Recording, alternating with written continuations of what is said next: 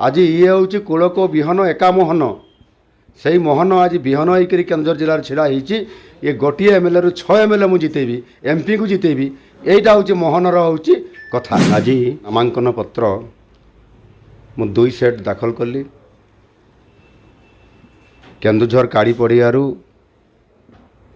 गोटे विराट पटुआर रैली रे विपुल जनसमर्थन नहीं केन्दुझर सहर परिक्रमा करने सहित उपजिलापाल कार्यालय नामांकन पत्र दाखल कली।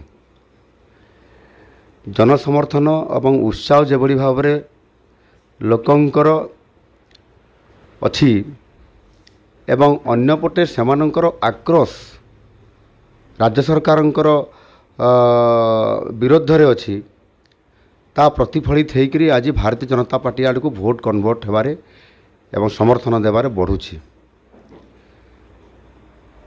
2019 रे मु विजय प्राप्त होइथिली एबे समर्थन आहुरी बढ़ुछि। विधानसभा रे मु अनेक कथा कहिथिली केन्दुझर समस्या को उपस्थापना करिथिली एवं केन्दुझर समस्या को उपस्थापना करिबारे विधानसभा रे विभिन्न प्रश्न पचारिबारे जेतु ओडिशा रे मु सर्वाग्रे अछि निश्चित भाव में केन्दुझर जिले में जो प्रमुख समस्या गुड़िक अच्छी विषय बिंदु गुड़िक अच्छी बेसिकाली आपंकर श्रमिक समस्या अच्छी आपंकर आदिवासी मानकर जीवन जीविका समस्या अच्छी एवं एठी खनि खादान इंडस्ट्री थिबा कारणरू मध्य अनेक समय लोक एक्सीडेंट रे शिकार होउचंती विभिन्न रोगर शिकार होउचंती नियुक्ति नाही। ये समस्त कथा को जदि आम देखा वास्तविक आज दिन में 24 वर्ष शासन रे विजु जनता दल केन्दुझर विकासर माटी गंडिए भी पकई ना।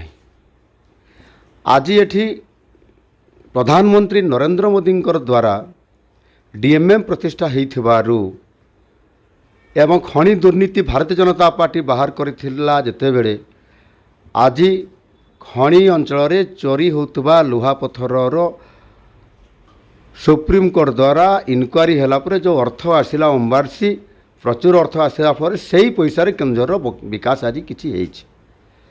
राज्य सरकार बजेट रु पैसा काटी दउछंती। मोर गोटे एठी सीधा सड़क भाव में ओडिशा सरकार को विजु जनता दलर सरकार को मोर सीधा सड़क मु टार्गेट करूछि जे एठी ओडिशार एवं विशेष करके केन्दुझर जिले में मो विधानसभा रे तुम लोक देइछ कौन दुख देइछ कष्ट देइछ जीवन हानि करइछ एवं मोर युवगोष्ठी को चाकरी देवा बदले मधुआ सजै देइछ सेमानंको कामधंदा जोगै देवा बदले दादन खटै तमिलनाडु पठै देइछ। एनु निश्चित भाव में ये स्वर मु विधानसभा रे आगामी दिन में तो उठेबी ये कथा को लोकंक पाखक मध्य नेइकरी मु निश्चित भाव में जीवी। मीना माझी विरुद्ध रे मु कोन कहिबी मो जातिर गोटे सी मोर भौणीटे ता विषय विशेष कहवाई चाहूना। गोटे कथा हूँ केन्दुझर सदर प्रतिनिधित्व ये जिला हेडक्वार्टर सदर यार प्रतिनिधित्व जदि जड़े दृढ़ नेतृत्व लीडरशिप क्वालिटीधारी जड़े जदि व्यक्ति ए प्रतिनिधित्व न करे ताले केन्दुझर संपूर्ण जिला ये ठप हो विकास रे। आज मु गोटे लोक विरोधी दल रे अछि केन्दुझर जिलार समस्या को विधानसभा रे सठिक ढंग से उठेई थिबा कारणरू राज्य सरकार को हमला करथिबा कारणरू आज जिला चर्चित रे अछि। बहुत एमएलए एठी आसीतिले जाइतिले केही एबडी स्वर करि नथिले। मीना माझी जणे काउंसिलर थिले जारे सी 2 वर्ष पई चेयरमैन हेतिले केउंझर म्युनिसिपालिटी रो काउंसिल चलै पारले नाही लोकंकर सेवा दे पारले नाही लोकंकर दुख भी बुझी पारले नाही एवं 2 वर्ष पर अनास्थारे उड़ी गले। दीर्घ लंबा समय राजनीति कैरियर रे गोटे गैप होला पर आज विधायिका हवाई आसी प्रतिद्वंदिता कर मना नहीं। तेणु तांको विषय में विशेष कहबार ना एठी किछि खनि माफिया डन अछंती किछि कंट्राक्टर अछंती जो माने तांकर कंट्राक्टर को खनि माफिया गिरी को एठी किभଳି भाव में कंटिन्यूटी रखिबे माफियागिरी चलेबे दुर्नीति करेंगे से मोहन माझी को हटई देले तांकर कंटा परिष्कार हो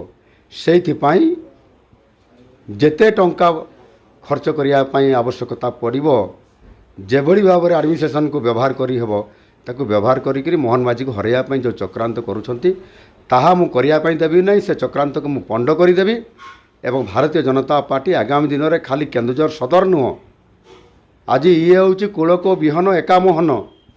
ସେହି ମୋହନ ଆଜି ବିହନ ହେଇକରି କେନ୍ଦୁଝର ଜିଲ୍ଲାରେ ଛିଡ଼ା ହେଇଛି। ଏ ଗୋଟିଏ ଏମ୍ଏଲ୍ଏରୁ 6 ଏମ୍ଏଲ୍ଏ ମୁଁ ଜିତେଇବି, ଏମ୍ପିକୁ ଜିତେଇବି, ଏଇଟା ହେଉଛି ମୋହନର ହେଉଛି କଥା। ତେଣୁ ମୁଁ ନିଶ୍ଚିତ ଭାବରେ ବଚନ ଦେଉଛି ମୋର କେନ୍ଦୁଝର ଜିଲ୍ଲାର କେନ୍ଦୁଝରବାସୀଙ୍କୁ ଯେ ମୁଁ ଯେମିତି ଆଜି 6 ମାସ ଭିତରେ କେନ୍ଦୁଝରରୁ ସିଧାସଳଖ ଗୋଟିଏ ଏକ୍ସପ୍ରେସ୍ ଟ୍ରେନ୍ ଦିଲ୍ଲୀକୁ ଚଲେଇ ପାରିଲି। ଏମ୍ପିଙ୍କର ଆବଶ୍ୟକତା ପଡ଼ିଲା ନାହିଁ, କୌଣସି ମନ୍ତ୍ରୀଙ୍କର ସହଯୋଗ ଆବଶ୍ୟକତା ପଡ଼ିଲା ନାହିଁ। ମୁଁ ନିଜେ ଦୃଢ଼ ଆଶାବାଦୀ ହେଇକରି ରେଳମନ୍ତ୍ରୀଙ୍କ ନିକଟରେ ଦାବି ଉପସ୍ଥାପନା କରିପାରିଲି। ଆଉ କାଲି ମୁଁ କେନ୍ଦୁଝର ଜିଲ୍ଲାରେ ଲୋକଙ୍କର ସୁଖ ଦୁଃଖରେ ମୁଁ ଛିଡ଼ା ହେବାରେ ମୋର କୌଣସି ପ୍ରତିବନ୍ଧକ ରହିବ ନାହିଁ। ଲୋକଙ୍କର ବିକାଶରେ ମୁଁ ଛିଡ଼ା ହୋଇପାରିବି। ମୁଁ ଏକା ମଧ୍ୟ ଏ ଜିଲ୍ଲାର ବିକାଶକୁ ତ୍ୱରାନ୍ୱିତ କରିପାରିବି। ଏ ବିଶ୍ୱାସକୁ ନେଇକରି ଲୋକଙ୍କ ପାଖକୁ ଯିବି।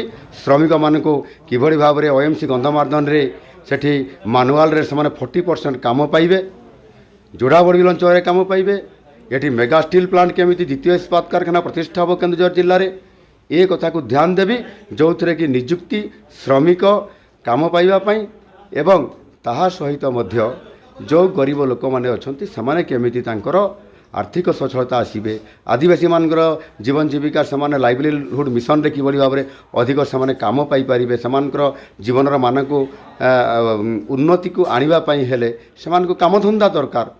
ଏ କାମଟି କରିବ କିଏ? ସେଥିପାଇଁ ସରକାର ଗୋଟିଏ ଯୋଜନା କରିବା କଥା। ସେ ଯୋଜନା ଯେଉଁ ଯୋଜନା କରନ୍ତି ସେ ଯୋଜନା ଗୁଡ଼ିକ କାର୍ଯ୍ୟକାରୀ ନ ହେଉଥିବା କାରଣରୁ, ଦୁର୍ନୀତି ହେଉଥିବା କାରଣରୁ, ଭ୍ରଷ୍ଟାଚାର ହେଉଥିବା କାରଣରୁ ଫ୍ଲପ୍ ହେଉଛି। ଏଣୁ ତାକୁ କିଭଳି ଭାବରେ ଦୁର୍ନୀତି ନ ହୋଇପାରିବ, ସ୍ୱଚ୍ଛତା ଅବଲମ୍ବନ ହୋଇପାରିବ, ଏଟାକି ମୁଁ କରିବା ପାଇଁ ଚାହୁଁଛି। ଯେହେତୁ ଗୋଟେ ବଡ଼ ଏକ୍ସପିରିଏନ୍ସ ପାଇଛି, ଅନୁଭବ ପାଇଛି ରାଜନୀତିରେ, ନିଶ୍ଚିତ ଭାବରେ ଆଗାମୀ ଦିନରେ ମୋର କେନ୍ଦୁଝରବାସୀଙ୍କୁ ମୁଁ ପ୍ରତିଶ୍ରୁତି ଦେଉଛି ସେମାନେ ଆଗାମୀ ଦିନରେ ମୋତେ ଆଶୀର୍ବାଦ ନିଶ୍ଚିତ ଭାବରେ କରିବେ ଏବଂ ତାଙ୍କ ଆଶୀର୍ବାଦ ପାଇ ମୁଁ ସେମାନଙ୍କୁ ତାଙ୍କର ବିକାଶ ପଥରେ ସେମାନଙ୍କୁ ସେବା ଦେବା ପାଇଁ ମୁଁ ଏ କେନ୍ଦୁଝର ଜିଲ୍ଲାକୁ ସୁନାର କେନ୍ଦୁଝର କରିବା ପାଇଁ ମୁଁ କରିବି।